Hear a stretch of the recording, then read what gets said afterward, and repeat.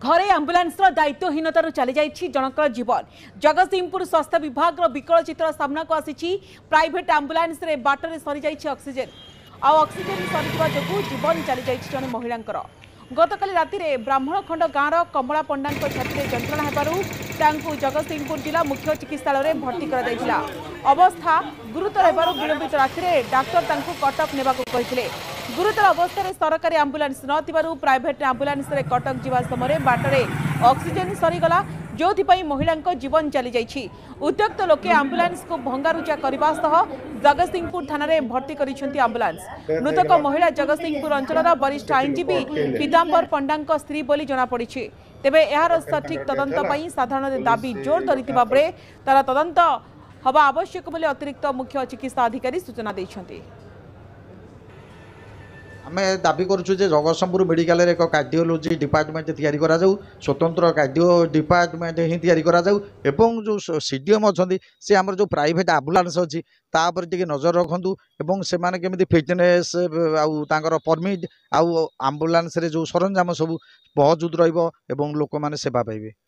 देखो ये सब जदि सरकार आगामी दिन में कि सीडीएम नजर नदेवे जनसाधारण आंदोलन को ओह्लैबे। सबुठ बड़ कथा है यथेष्ट परिमाण में आंबुलांस संरक्षित करते कार्डियाक पेसेंट बेसी जो प्रोब्लेम होती सठिक भाव में ट्रिटमेंट कराऊ। जदि ट्रिटमेंट जगह न कर कटक पठा जाऊँगी आंबुलांस सरकारी आंबुलांस समस्त व्यवस्था थी व्यवस्थित आंबुलांस पठा निहाती दरकार। अनुरोध करुँ आज्ञा एभली करा न जाऊ। गोटे अकाल गोटे जीवन चलीगला आज्ञा सी माने वयस्क लोक ताकर पत्नी जड़े अति माने ये महिला जड़े सचेतन महिला जड़े किंतु आज से माने अकाल जीवन चलीगला।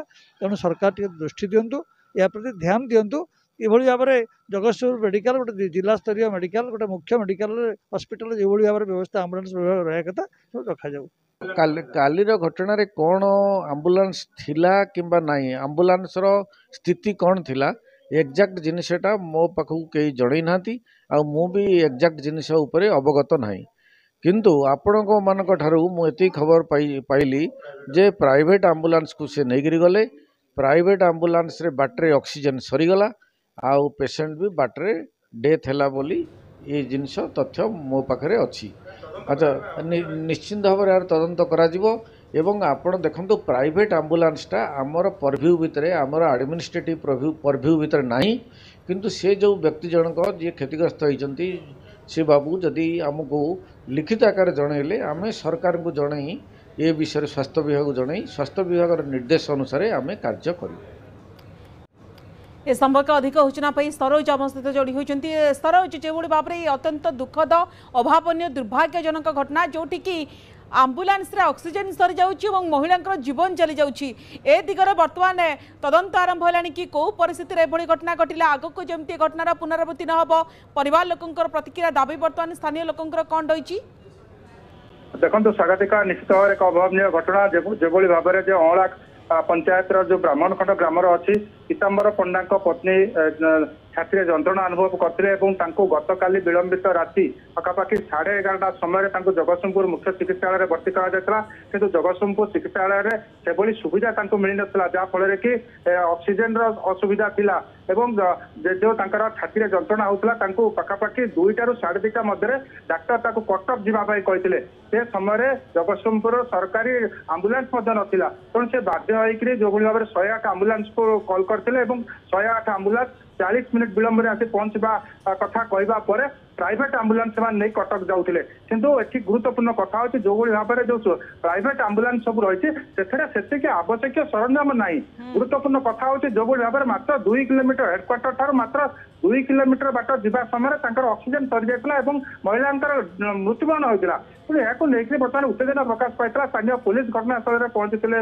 गाड़ी के जबत करते किंतु ये कथा हो जहाँ आम पूर्व सीडीएम सहित आलोचना करूँ अवधि भितर प्राइवेट आंबुलांस रोनी तेणु किए परमिशन देला प्राइवेट आंबुलांस से पेसेंट को लेकिन जावाई डाक्तर 2:30 राति कहते सरकारी मेडिकल सरकारी आंबुलांस ना तेणु ये प्रश्न उठुची जो भाव में जो आरटीओ जो परमिशन दौरान प्राइवेट आंबुलांस को से आवश्यकता जिन अच्छी कि ना जांच कर आवश्यकता रखी सीडीएम कहते या गोटे तदंत हम तदंत कला तार कार्यानुष्ठान ग्रहण कर निश्चित भाव में उच्च स्तरीय तदंत हबार दरकार अच्छी एभली घटना निश्चित भाव में अनेक प्रश्नवाची सृष्टि करुच्ची सहित आगक जमी घटनार पुनरावृत्ति न आम आशा करुच्ची उच्च अधिकारी ए दिगरे दृष्टि देवार आवश्यकता रही। सरोज आप खबर उपर नजर रखु।